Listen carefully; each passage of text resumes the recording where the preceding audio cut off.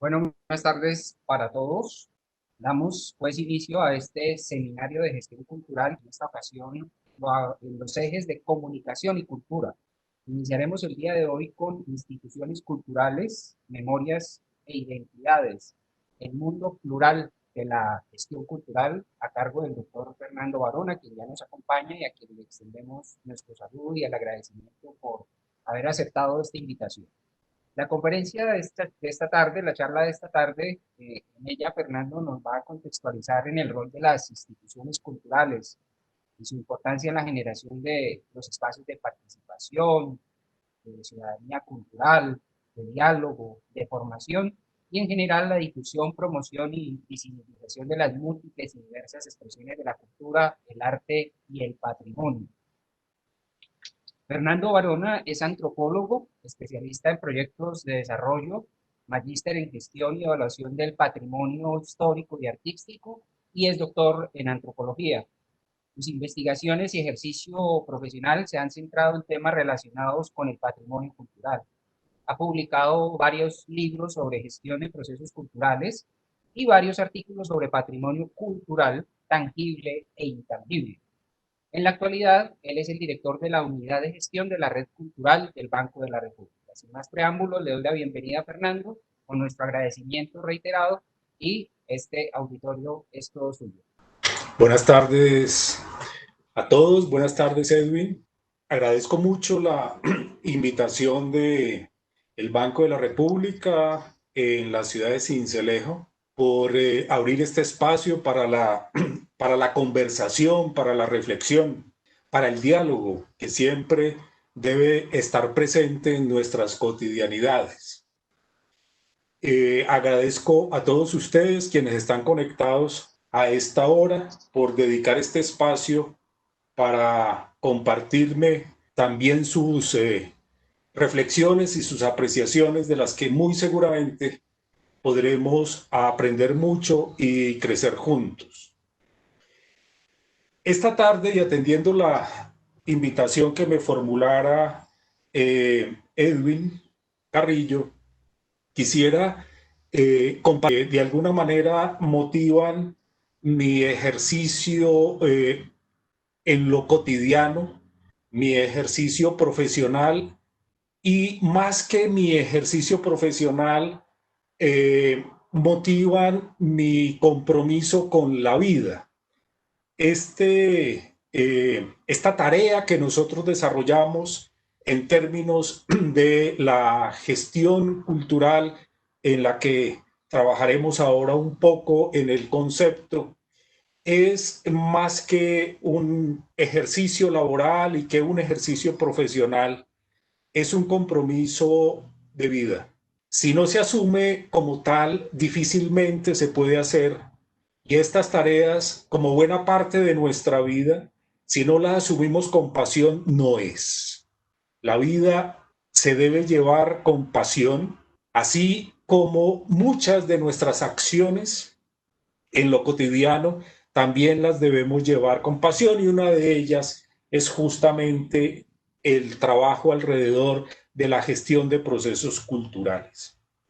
Quisiera entonces compartir con ustedes algunas de estas motivaciones, preguntas, muchas, por fortuna más preguntas que respuestas, muchas formulaciones que me hago constantemente y que de alguna manera van construyendo lo que en la práctica puedo ejecutar, puedo desarrollar y puedo transmitir también en función de otras preguntas a colegas, a compañeros y a otras personas que habitualmente se encuentran en el camino de la gestión de los procesos culturales o de las instituciones culturales mismas.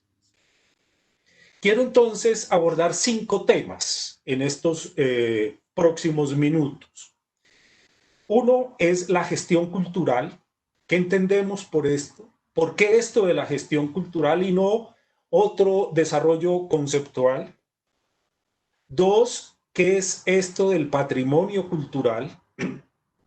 ¿Dónde se enmarca este concepto de patrimonio cultural, qué entendemos por patrimonio cultural, qué es esto del universo alrededor del patrimonio cultural. 3, ¿cuáles son las instituciones culturales? ¿Cuáles son los tipos de instituciones culturales? ¿Cuáles son los reconocimientos que hacemos de ellas? ¿Por qué unas? ¿Por qué otras? ¿Dónde estamos nosotros? ¿Cuál es el papel nuestro dentro de las instituciones culturales? Y cuarto, desde luego las memorias, el concepto de memoria, cómo la memoria o las memorias entran en el universo de las instituciones culturales y de la gestión cultural propiamente dicha, cómo es ese vínculo estrecho, ese vínculo casi que indisoluble cuando pensamos en términos de la gestión cultural e inmediatamente nos orientamos hacia el concepto de las memorias. Y quinto, el de las identidades culturales. Como ven, este es un panorama que yo pienso en términos de lo plural. No me es posible entender estos conceptos de gestión cultural minimizados en términos de la singularidad. No hay una cultura, no hay una gestión, no se gestiona la cultura. Para iniciar, quisiera entonces que reflexionáramos un poco alrededor de estos dos conceptos y de un tercero que va a aparecer allí: gestión y cultura. La gestión como concepto tiene un origen absolutamente fantástico y viene de esa expresión latina del gestare, que es ayudar a ver la luz. Es el principio más cercano a ese gran universo que nosotros conocemos en el ejercicio de la partería, tan desarrollado, tan presente en el Pacífico colombiano y en muchas otras regiones del país, pero especialmente en nuestro Pacífico colombiano y en otros países, desde luego en Brasil, en África.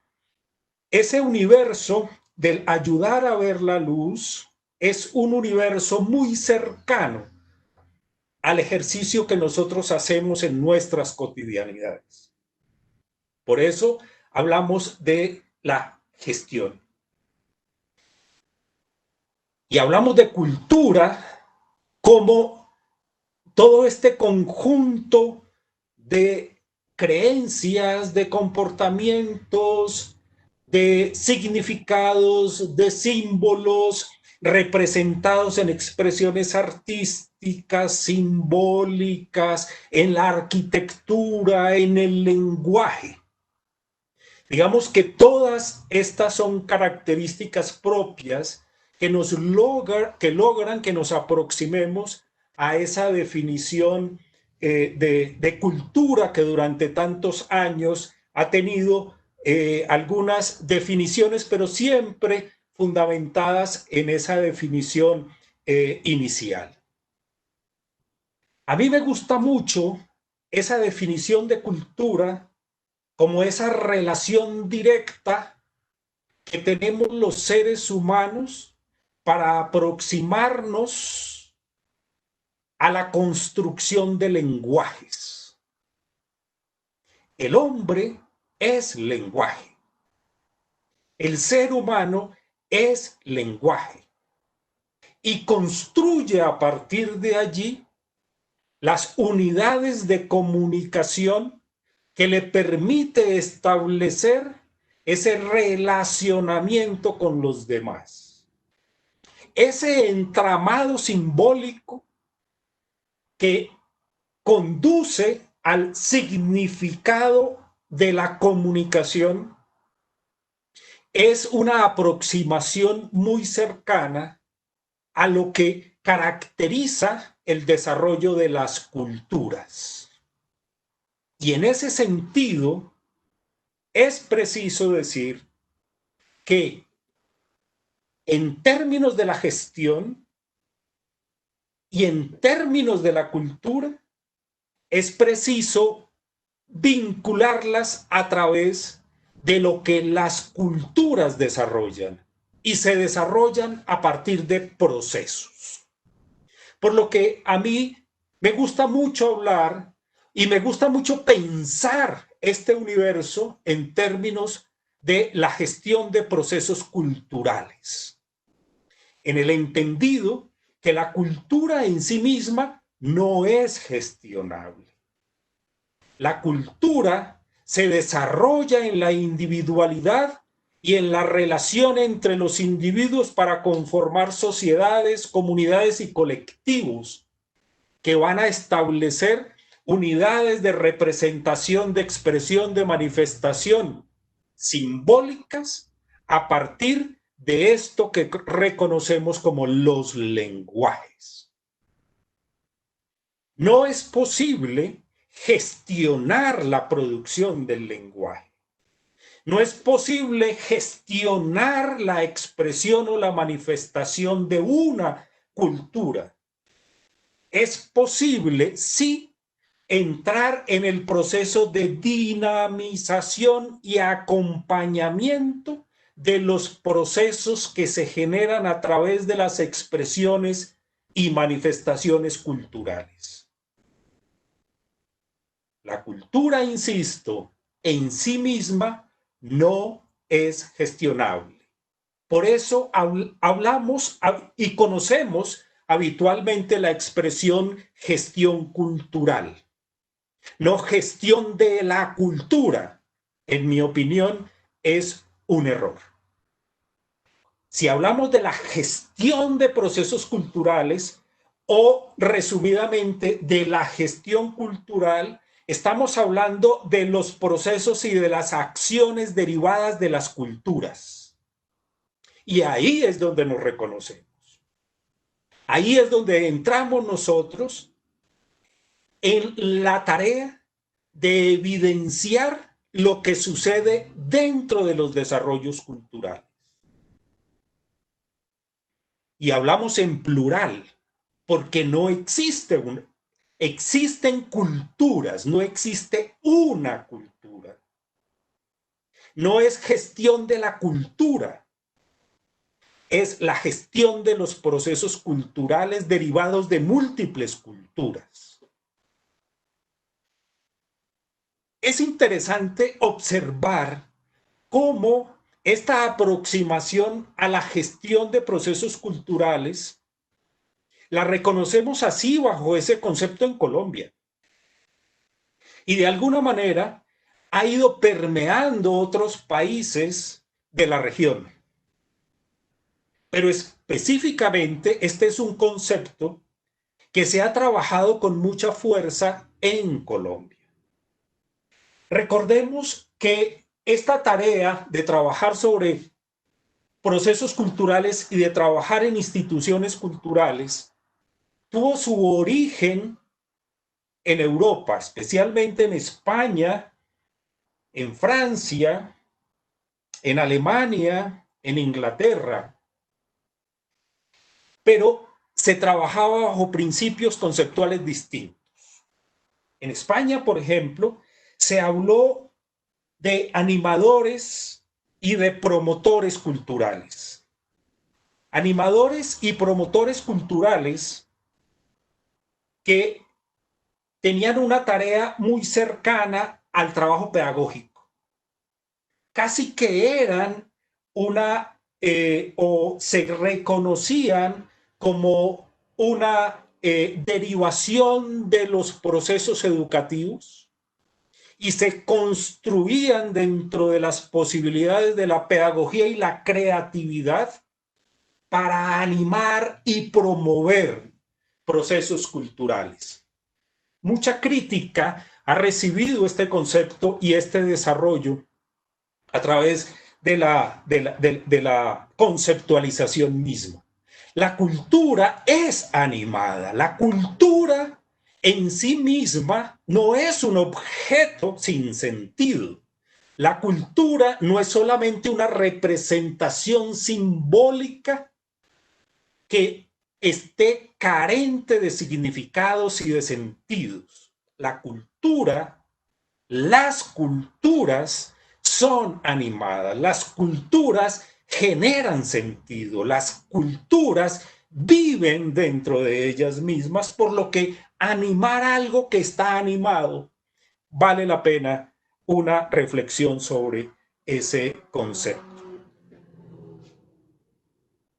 Esa orientación de mucho tiempo básicamente en España y tuvo incidencia en algunos de los países latinoamericanos especialmente. En Estados Unidos y en Francia se desarrolló otro concepto y fue el de los gerentes y los administradores culturales.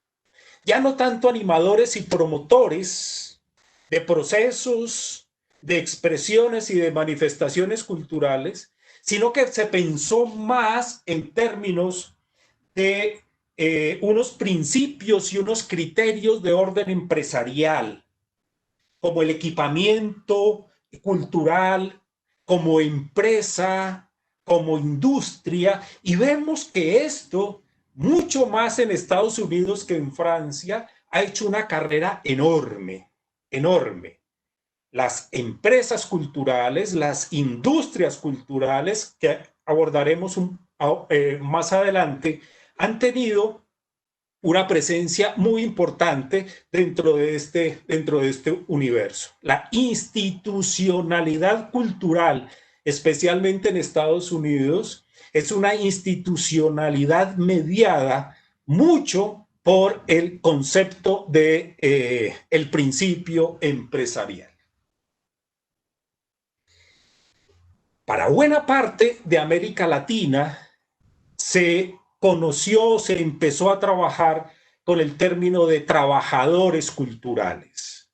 Y entonces se hablaba de agentes, de tejedores, de actores culturales.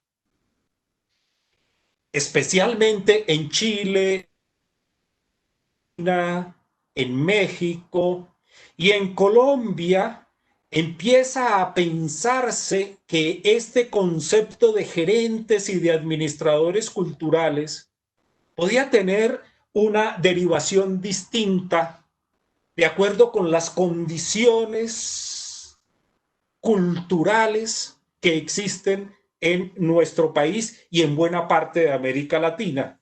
Y se empezó a pensar en un concepto distinto, más orientado a la gestión. Entonces hablamos de gestores culturales en Colombia. Concepto muy bien respaldado por intelectuales teóricos como Néstor García Canclini y Jesús Martín Barbero. Desde luego, con algunas oposiciones como el del peruano Jorge Cornejo, que de alguna manera criticó el concepto de gestión diciendo que era un poco la reunión de todos los demás, pero no. Este concepto de gestión de procesos culturales, como lo hemos asumido en Colombia, es un concepto que reconoce la diversidad, que reconoce las posibilidades de reconocer al otro, que reconoce las posibilidades de acercarnos a la diferencia, de reconocer en el otro las diferencias, de reconocer también las semejanzas, de construir universos en conjunto que nos permitan percibir, entender y comprender la diversidad en la que nosotros vivimos, la diversidad cultural, geográfica, social, política, económica, que constituye nuestras realidades cotidianas. Es posible entonces entender que para este concepto de gestión cultural, este concepto desarrollado desde la década de los 80, mediados de los 80 en Colombia, un poco más de 30 años, ha empezado a hacer carrera, se ha metido también en la academia y hoy encontramos algunos programas formales en universidades que hablan de la gestión cultural. Uno que otro aún hoy habla de la gestión de la cultura. No podemos entender cómo se puede hacer gestión de la cultura, pero aún algunos la denominan así. Más que todo aquellos que están orientados a ese principio de trabajo en instituciones culturales muy orientados por la definición norteamericana, específicamente de los Estados Unidos, como lo veíamos ahora en términos de contenidos de orden empresarial. En América Latina, en nuestra América del Sur, hoy es posible hablar de gestión cultural gracias a que tenemos la infinita posibilidad de establecer diálogos interculturales, donde lo fundamental es el respeto por la diversidad y por las diferencias, donde ponemos en cuestión permanentemente, o al menos tenemos la posibilidad de poner en cuestión el concepto de multiculturalidad, como lo global, como las culturas sin fronteras, como donde se diluye la posibilidad del reconocimiento específico de la particularidad de cada una de las culturas que se expresan frente al mundo. Hacemos entonces énfasis en esta América Latina diversa al concepto de la interculturalidad, a los diálogos interculturales, que siempre serán amplios, diálogos imperfectos, donde siempre tendremos la posibilidad de reconocer en el otro sus realidades, sus condiciones, sus capacidades, pero sobre todo sus propias formas de concebir el mundo. Esa posibilidad nos la ha dado justamente el tener ese concepto de gestión de procesos culturales o de gestión cultural. No tanto de gerencia cultural y de administración cultural, que es una parte muy importante en la gestión cultural, pero no es lo único, no es lo determinante, no es la esencia. Lo esencial dentro de la gestión cultural como la concebimos en Colombia se encuentra en la percepción, el entendimiento y la comprensión de lo cotidiano. En ese sentido, los gestores culturales somos lectores de nuestras propias realidades. Para hacer gestión cultural es necesario convertirnos en lectores de nuestros entornos, de advertir lo que está sucediendo afuera, de advertir qué es lo que nos mueve en el espíritu, qué es lo que nos mueve por dentro, que hace que intentemos modificar, transformar, inventar una y mil veces. No reinventarnos como tanto nos están diciendo en los últimos días por esta crisis sanitaria que estamos viviendo. Volvieron bastante trágico el concepto del inventarse y siempre entonces nos están diciendo hay que reinventarse. No, Los seres humanos en las culturas estamos permanentemente en invención, que no es otra cosa que entrar en los procesos de la transformación. Pero es una transformación que nos motiva desde adentro. Es una transformación que nos acerca a las posibilidades de motivar, de producir cambios, perdón. Y en ese sentido, la gestión cultural tiene que ser, de otra forma no es. La gestión cultural es en sí misma emancipadora. Y los gestores culturales tenemos la infinita responsabilidad de hacerle honor a la emancipación. La cultura, la gestión cultural es en sí misma provocadora.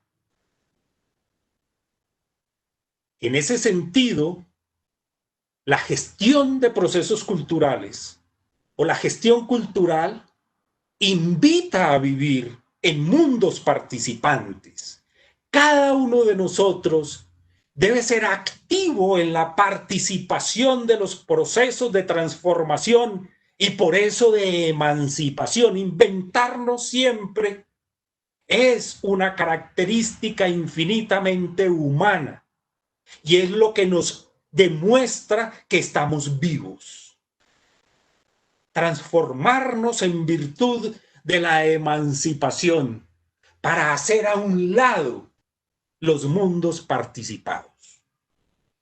No queremos mundos participados, queremos construirlos, por eso nos inventamos siempre, por eso nos emancipamos siempre, porque queremos ser partícipes de los procesos. No es solamente recibir, no es solamente acatar, no es solamente dejarnos conducir, no es solamente dejarnos orientar por unas decisiones unilineales. No, eso es colonialismo. Y no queremos más colonialismos. Queremos participar en la construcción de nuestros propios mundos. Queremos seguir construyendo en función de los pliegues de la vida afectiva. Buena parte de la gestión de procesos culturales como la entendemos nosotros pasa por el universo del afecto.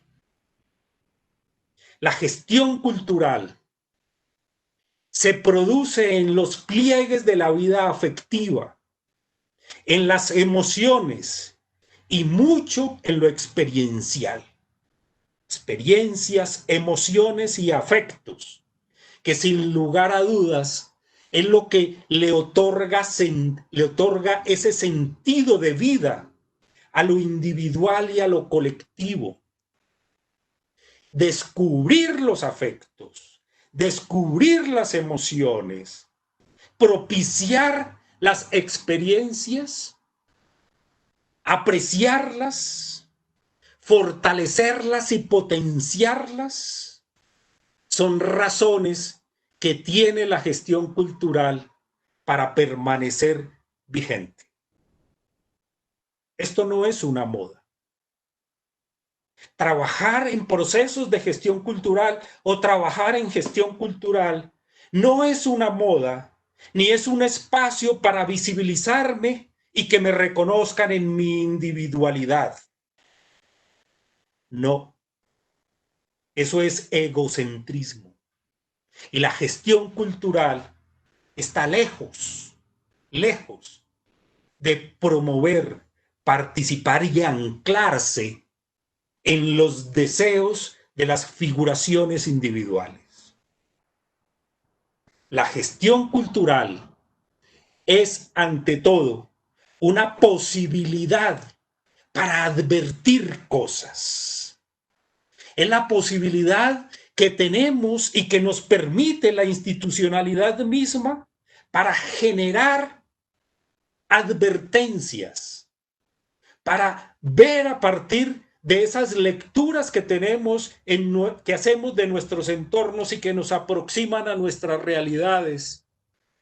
Y en ocasiones poder rescatar de allí algunos elementos que ponen en riesgo a las mismas sociedades.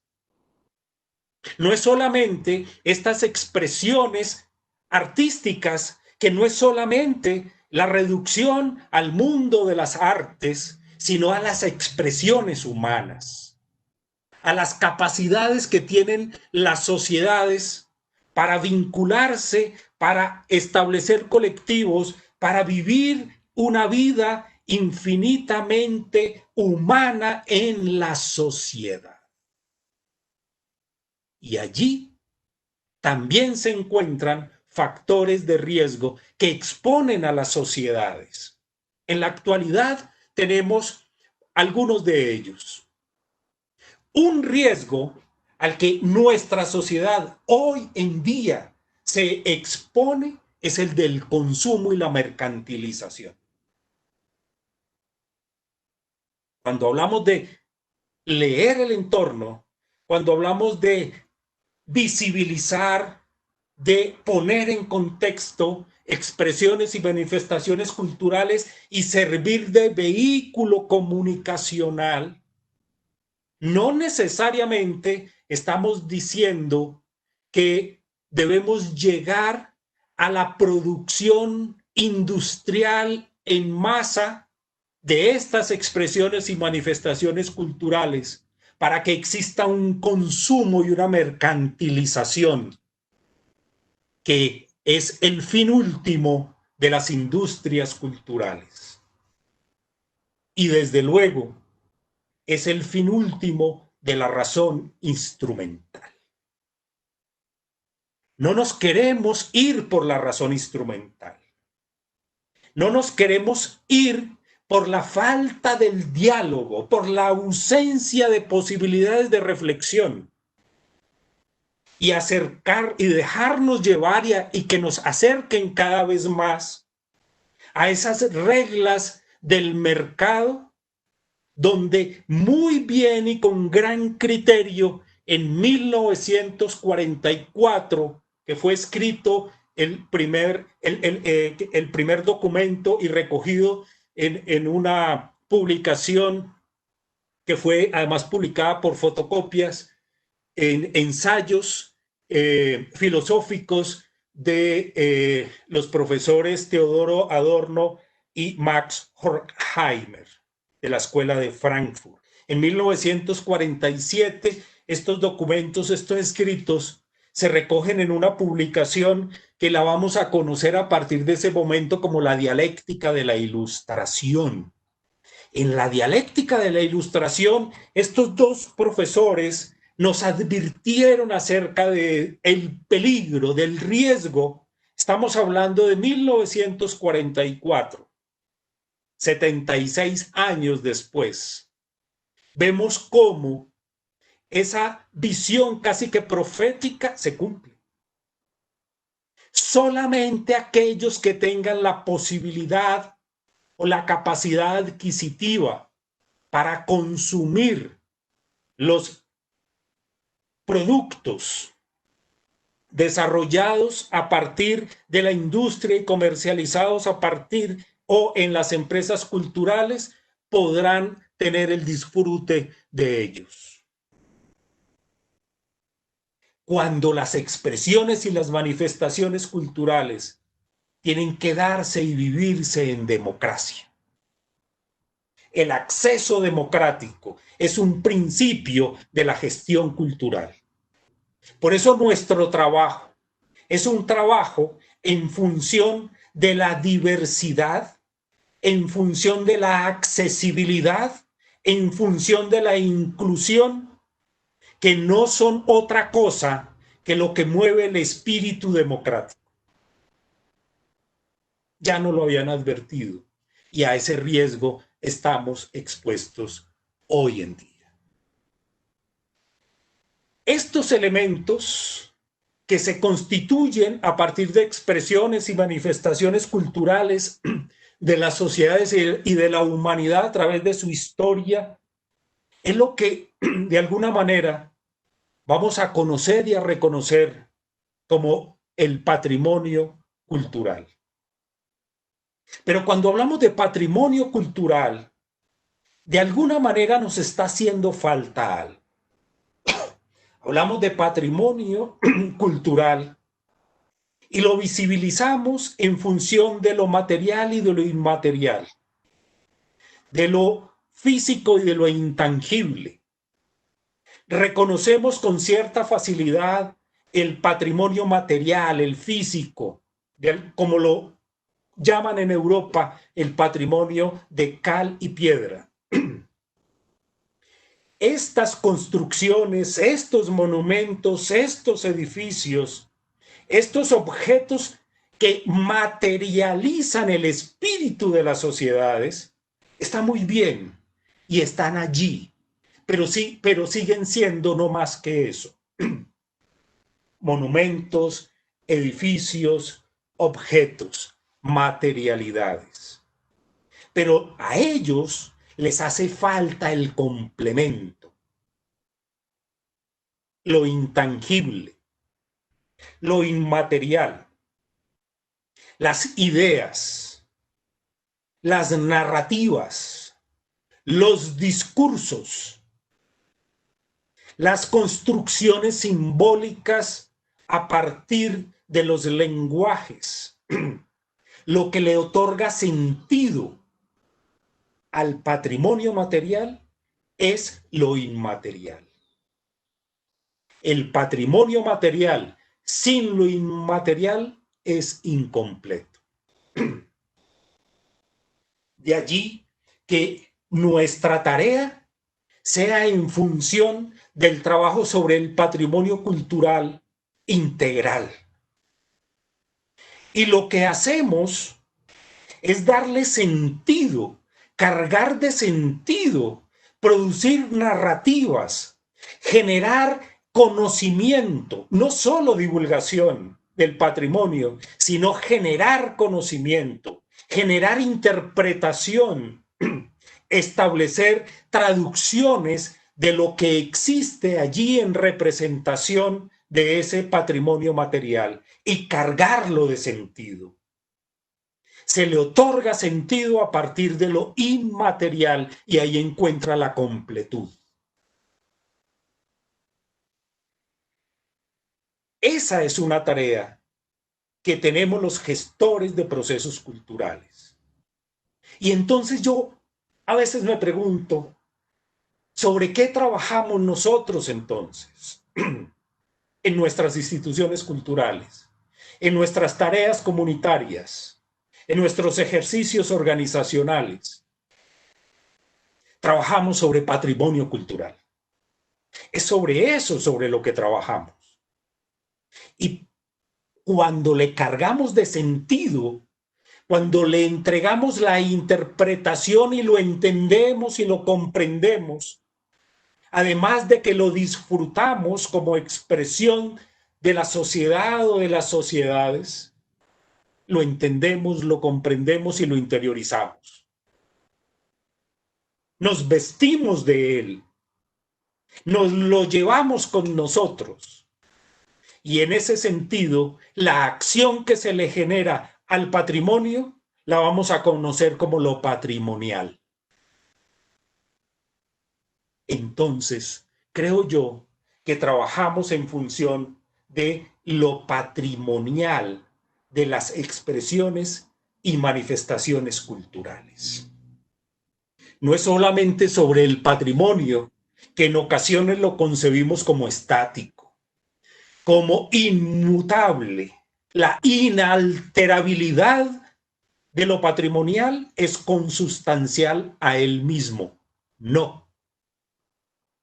El patrimonio, para que sea patrimonio, para que se viva, para que deje de ser el objeto estático, el monumento que se admira, y nos lo llevemos con nosotros, nos vistamos de él, lo interioricemos y lo interpretemos, se le debe cargar de sentido y allí se convierte en patrimonial, que es distinto a la patrimonialización. Eso es distinto. No son las declaratorias de patrimonio, es decir, la patrimonialización de una expresión o de un conjunto de expresiones o de una oralidad o de un monumento o de un edificio o un conjunto de ellos. No son las declaratorias, esas son las patrimonializaciones que tienen otras reflexiones, que tienen otras posibilidades de discutirlo. Pero lo que nos debe motivar a nosotros constantemente es la posibilidad de cargarlo de sentido. Y es lo que hacemos en las instituciones culturales. Las instituciones culturales trabajan en función de lo patrimonial. Y es interesante cómo encontramos esas expresiones incorporadas dentro de las organizaciones, dentro de las instituciones. Cuando se nos pregunta sobre el sentido de nuestro trabajo, decimos es que trabajamos en función de lo patrimonial, no tanto del patrimonio, porque nosotros somos los encargados de generarle el sentido, de producir el conocimiento, de generar posibilidades. Por eso, en las instituciones culturales, como en ninguna otra, se tiene el privilegio de generar lenguajes que van a producir comunicaciones. No solo divulgación, insisto, sino comunicaciones que sirven como muros de contención ante la avalancha de dogmatismos y de discursos indiscutibles. Cuando nosotros generamos esos nuevos lenguajes sobre esto que ingresó a la institución como patrimonio y le otorgamos sentido, lo estamos volviendo patrimonial.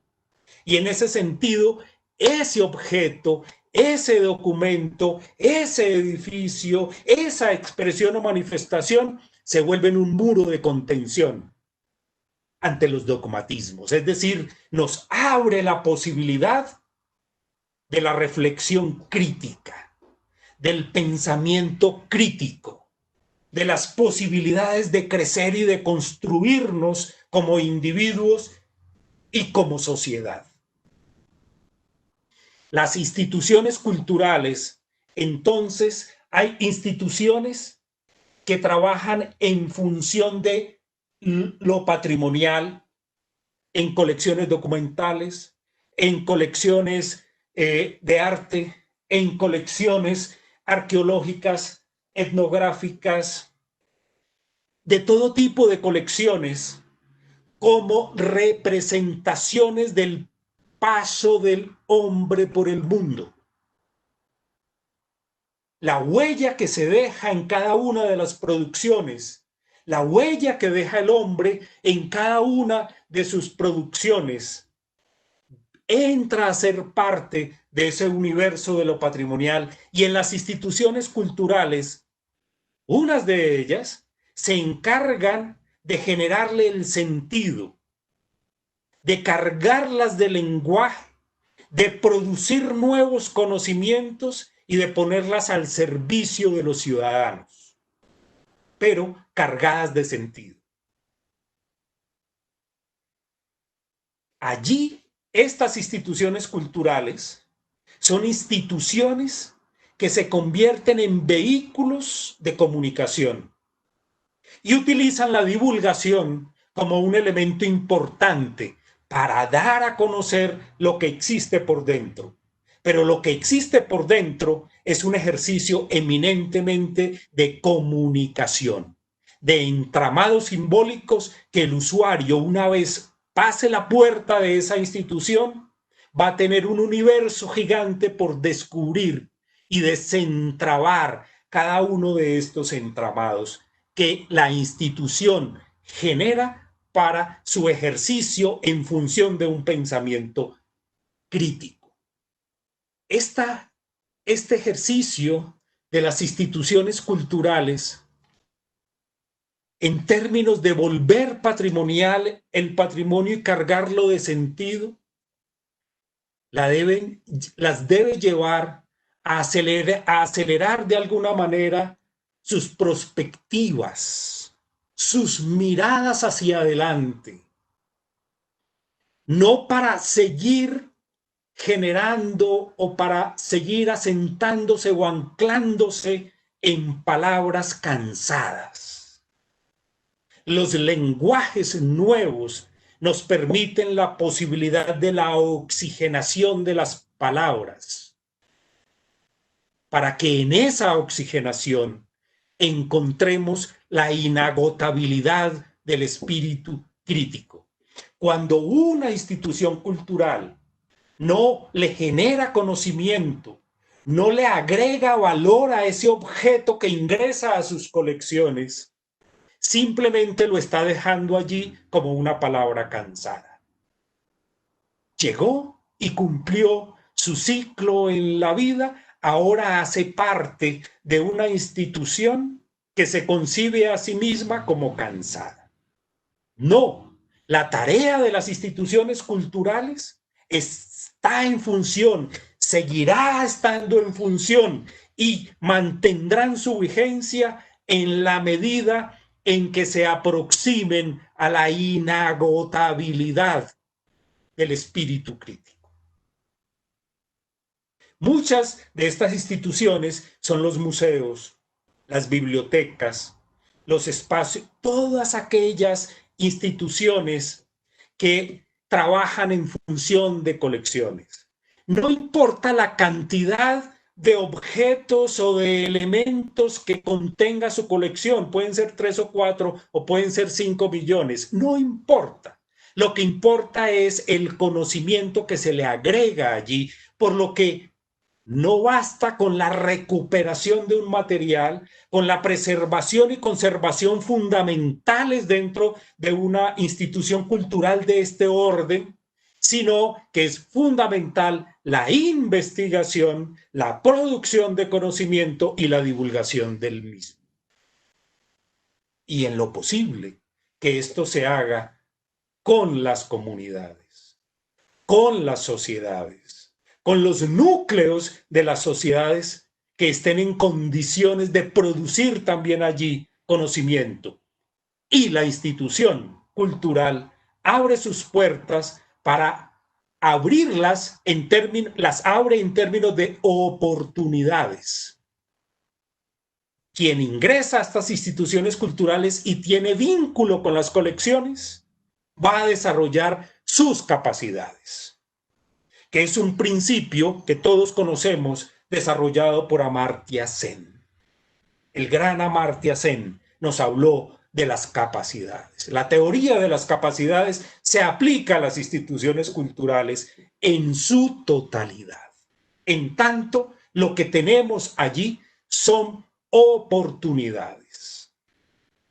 Hay otras instituciones que son de fomento, instituciones culturales de fomento, que tienen bolsas de dinero, bolsas presupuestales para apoyar el desarrollo de propuestas y de proyectos fundamentalmente de creadores.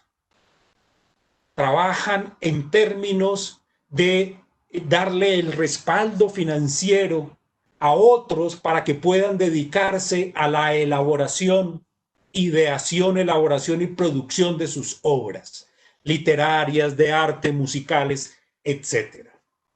Son instituciones de fomento que en ocasiones también desarrollan un trabajo en función de colecciones y de producción de conocimiento. La mayoría de estas instituciones culturales de fomento hacen parte del Estado.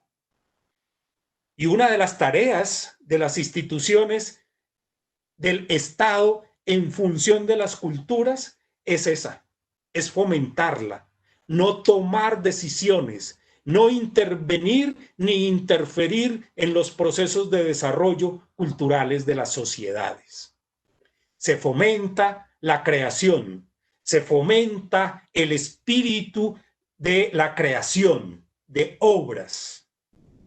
Algunos, insisto, tienen la doble función de ser de fomento y ser productoras de conocimiento a partir de colecciones. Hay otras organizaciones culturales de orden comunitario absolutamente determinantes. ¿Cómo se trabaja a partir del liderazgo social y comunitario en procesos de cohesión, en procesos de estructuración, en procesos de crecimiento y desarrollo de las manifestaciones y expresiones culturales? Con estas organizaciones culturales, tanto las instituciones de fomento como las instituciones de desarrollo de conocimiento tendrían que trabajar de la mano. Es allí donde se están produciendo los desarrollos culturales. Y nosotros como gestores culturales debemos estar en el entorno haciendo las lecturas constantemente. Otras instituciones son estas que hemos conocido últimamente, de los últimos 40 años más o menos, que son las que hacen gestión de la cibercultura. Eso es muy importante, y más hoy que hemos reconocido en estos desarrollos tecnológicos, informáticos, una forma de hacer nuestro trabajo. Esto que está sucediendo ahora mismo es gracias a que tenemos un universo muy cercano a aquello que en 1964 Alice Hilton, una ingeniera norteamericana, llamó la cibercultura. Esa posibilidad de establecer vínculos de desarrollos comunicacionales a partir de plataformas tecnológicas que ya en 1960 el profesor McLuhan había llamado la atención sobre los desarrollos tecnológicos en su maravillosa obra de comprender los medios de comunicación. Allí, en comprender los medios de comunicación, McLuhan llamó igualmente la atención sobre un concepto que se iría a desarrollar en la segunda mitad del siglo pasado y que fue el de la aldea global. Ese concepto de aldea global surge específicamente y a partir de una interpretación de ese universo en el ciberespacio. Ese universo que se constituía a partir de la tecnología, y McLuhan, en una aspiración hacia las relaciones en el mundo, manifestó que el acceso a estos medios tecnológicos de desarrollo informático irían a fortalecer los principios democráticos. Nos decía ya en 1960 que el acceso libre a los recursos tecnológicos de la informática serían los caminos, o sería el camino que le permitiría a la sociedad construir unas nuevas formas de relaciones sociales. Hoy vemos que no es tan cierto el acceso bajo el principio democrático, pero que están construyendo nuevas relaciones sociales y nuevos vínculos entre los grupos y las sociedades. Sí. Ese es un elemento importante que no podemos perder de vista. La cibercultura, concepto desarrollado en 1960, desde luego ha tenido desarrollos importantes como el planteado por el profesor Francisco Rudiger, brasilero, que nos plantea una serie de elementos y los pone en discusión tomando elementos conceptuales como los del colombiano Arturo Escobar, donde se plantea la posibilidad de entrar en unas exigencias éticas mayores a partir de las formas en que estamos estableciendo las relaciones sociales a partir de estos medios o estas plataformas tecnológicas. Es una nueva forma de construir las realidades sociales y las nuevas formas de establecernos como conjuntos humanos. En las instituciones culturales, en estas que estamos hablando, incluidas aquellas que se encargan de la gestión de las formas de lenguajes y de las formas de comunicación desde la cibercultura, encontramos un concepto que es fundamental y que está dentro de todas las instituciones culturales y hace parte del conjunto de pensamiento y de acción de los gestores culturales, y es la memoria. La memoria la entendemos como ese lugar donde circulan los recuerdos. No es ese concepto atávico que de alguna manera se nos inculcó como la repetición sin entender ni comprender. Ese es un absurdo. Cuando uno repite sin comprender, es lo más cercano al absurdo. No, la memoria es un lugar y la memoria requiere de lugares. Las instituciones culturales son lugares para las memorias, para los recuerdos, para que circulen los recuerdos. Esos recuerdos que cada vez que los necesitamos, transitan de nuevo por el corazón. Recordemos que atraviesa siempre ese núcleo de esa palabra recuerdo. Volver, cordis, corazón. Volver a pasar por el corazón. La memoria habita el corazón. Y como corazón debemos entender las instituciones culturales. Las instituciones culturales son el corazón, son el lugar de preferencia de las sociedades y de las comunidades. Por eso la memoria no es pasado. La memoria siempre será presente. La memoria es además un tejido de silencios.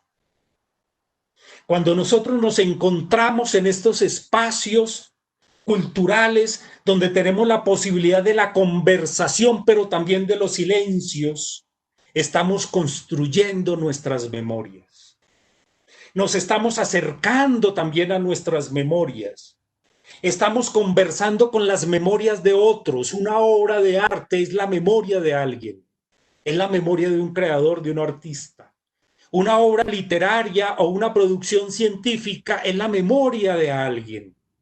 Y establecemos esas conversaciones y establecemos esas posibilidades de ser en el otro.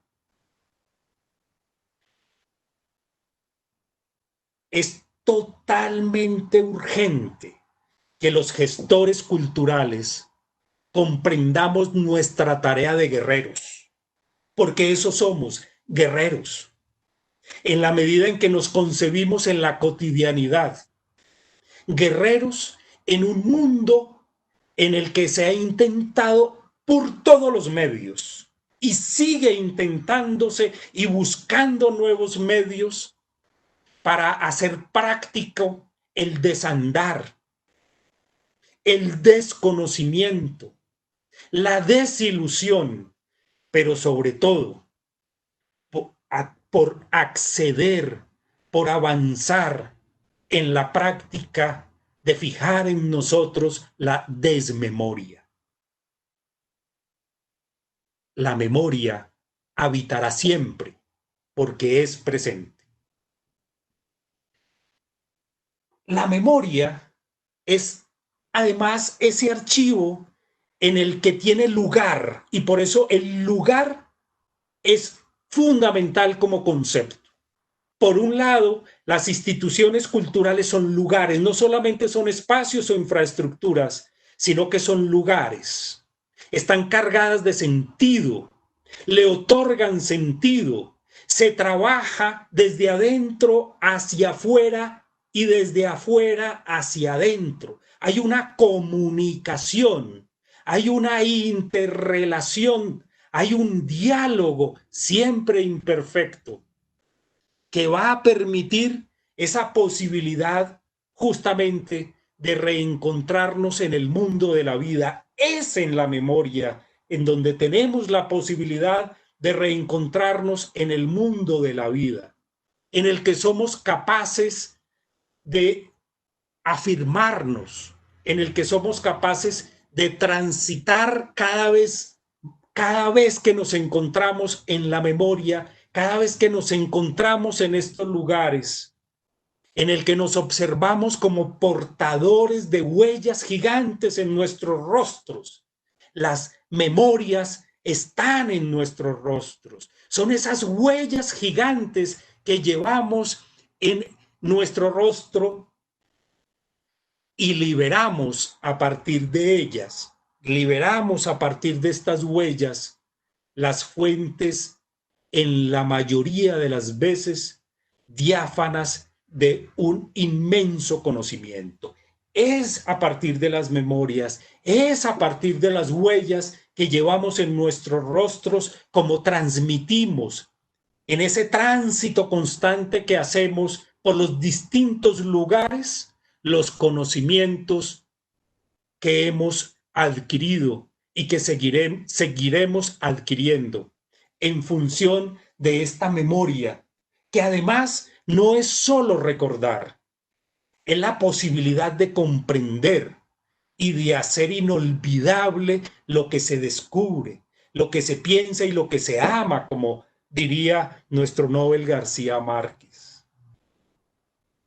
Claro, la memoria, a pesar de que hace un esfuerzo infinito en lo cotidiano para hacer inolvidable lo que somos, lo que pensamos y lo que amamos, está en permanente confrontación con esa infinita capacidad que tenemos los seres humanos para olvidar.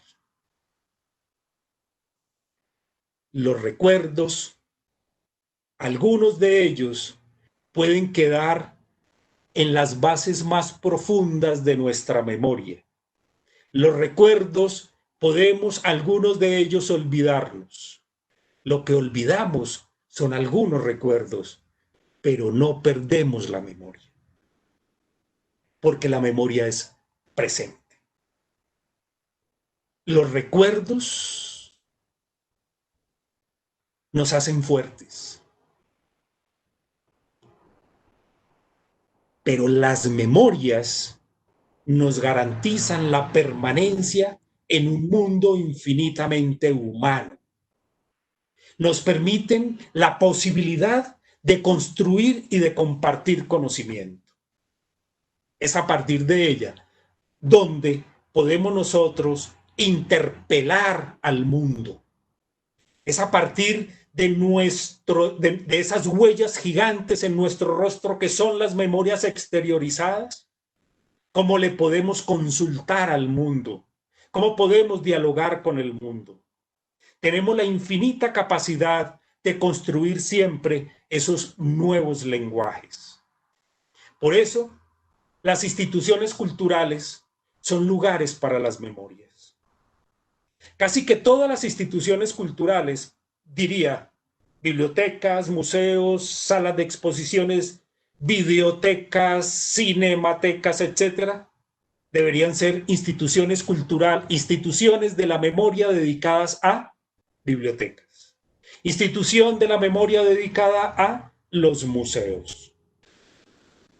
La memoria está allí presente. La memoria se establece como lugar para no dejarnos atacar por el olvido.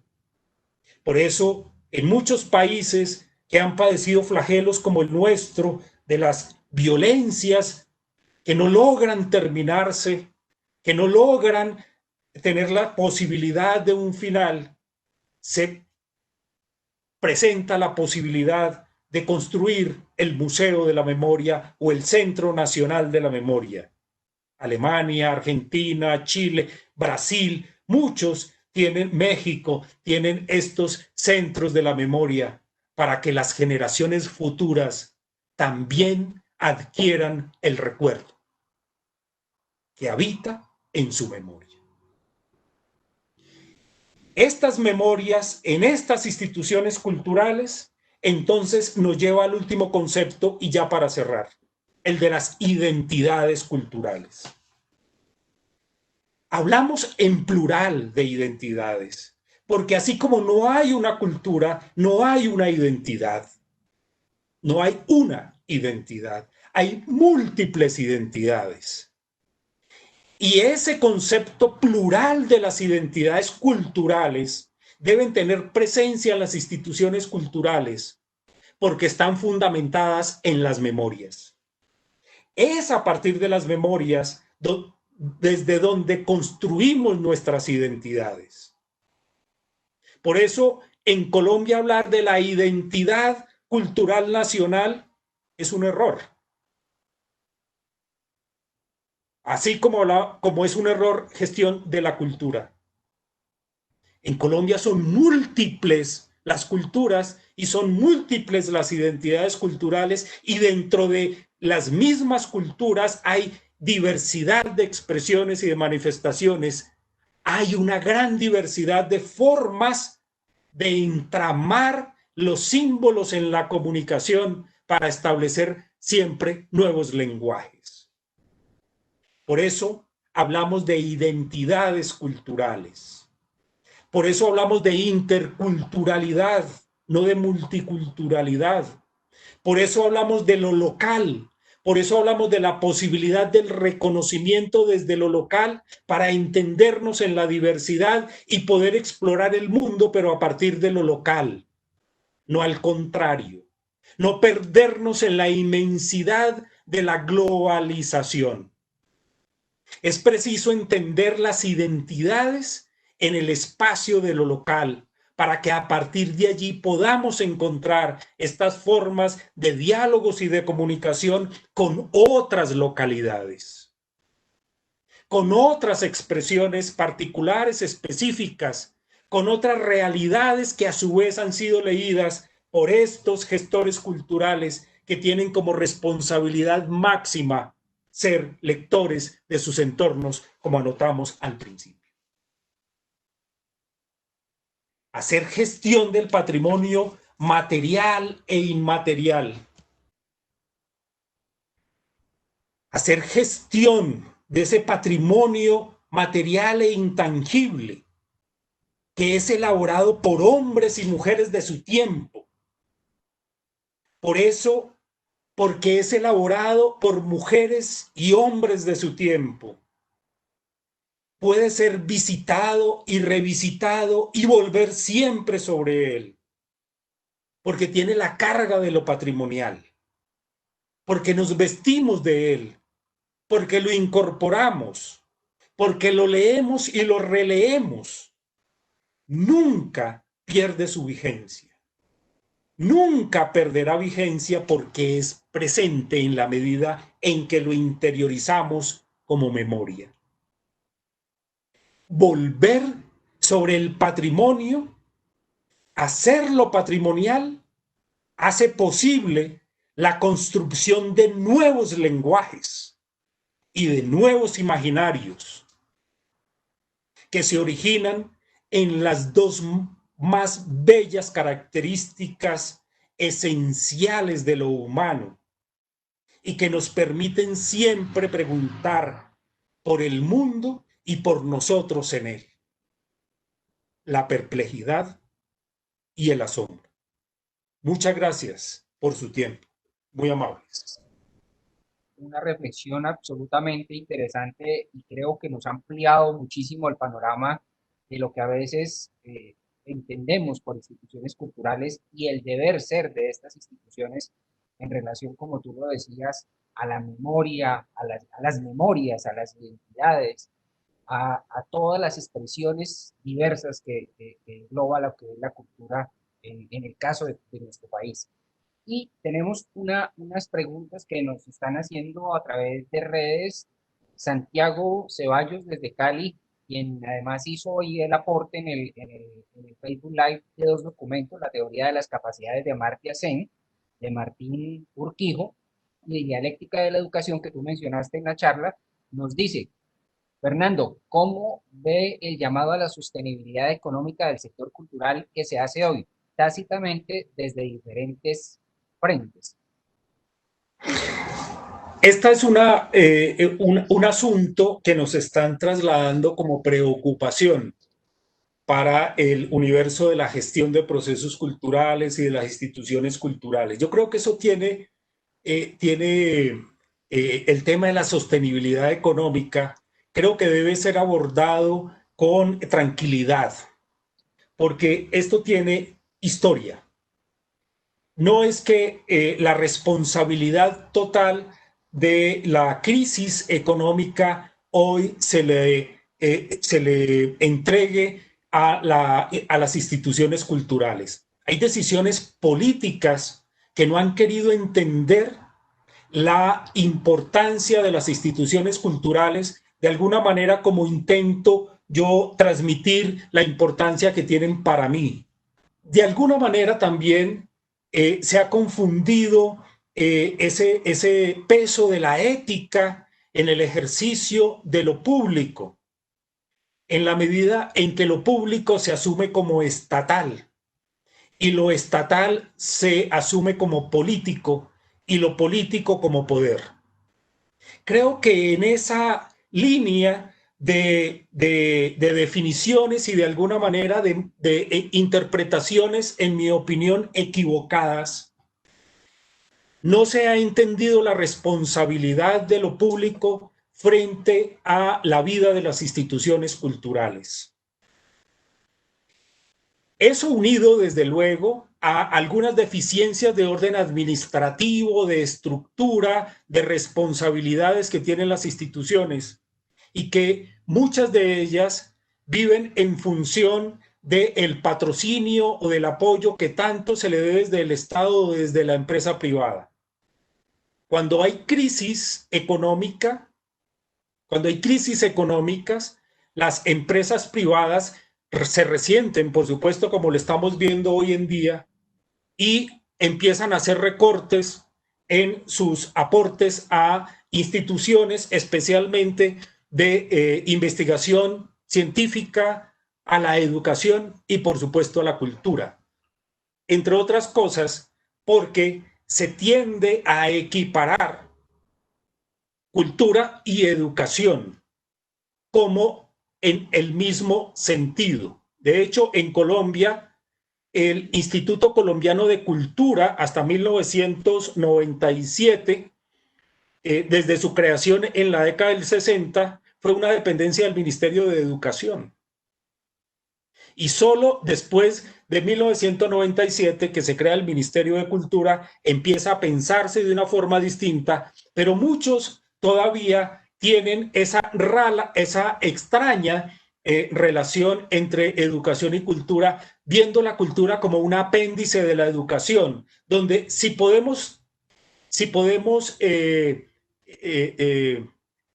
dejar de invertir en cultura, de depender de esa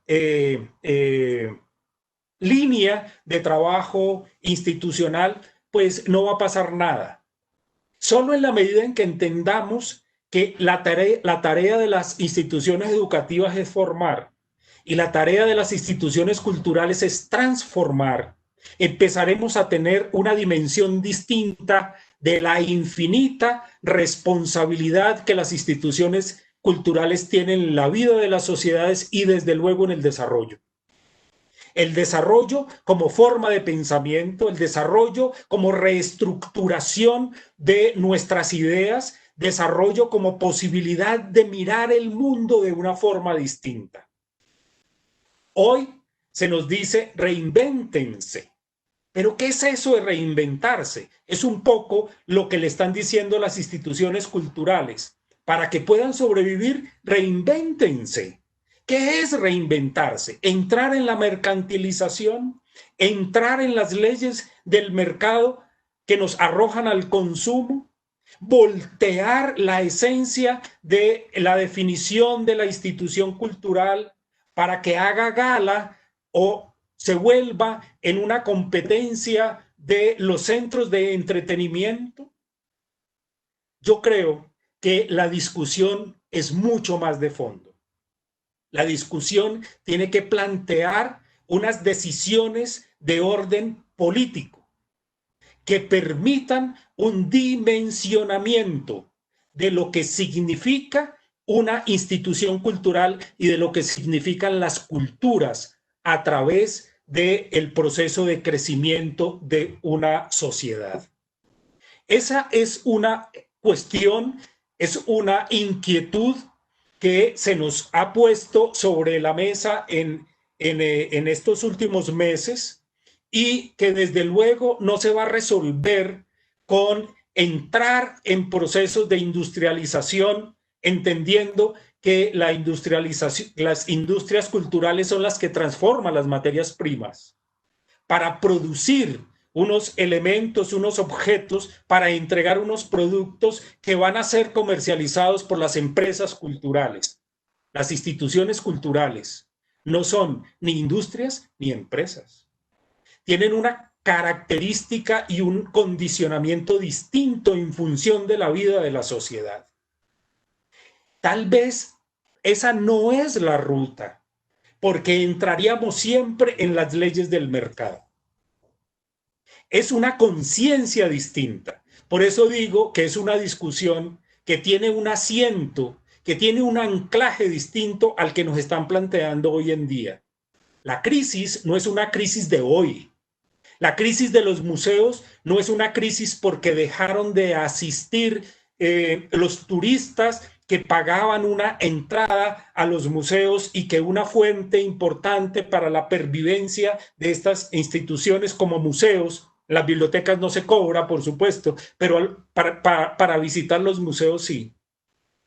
Distinto a las salas de cine, distinto a las librerías, distinto a las empresas de producción de videos para el entretenimiento. Esos son empresas e industrias culturales que tienen un ordenamiento distinto. Y miren ustedes que buena parte de del respaldo económico que hoy se está dando en Colombia está dirigido a ese sector, no al sector de las instituciones culturales que tienen una tarea distinta en el seno del crecimiento de una sociedad.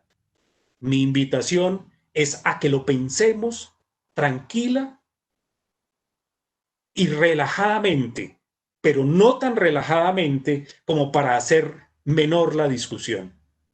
Es un tema de gran calado que requiere una definición de gran calado. Muchas gracias por la inquietud, porque me parece de toda la vigencia en estos momentos.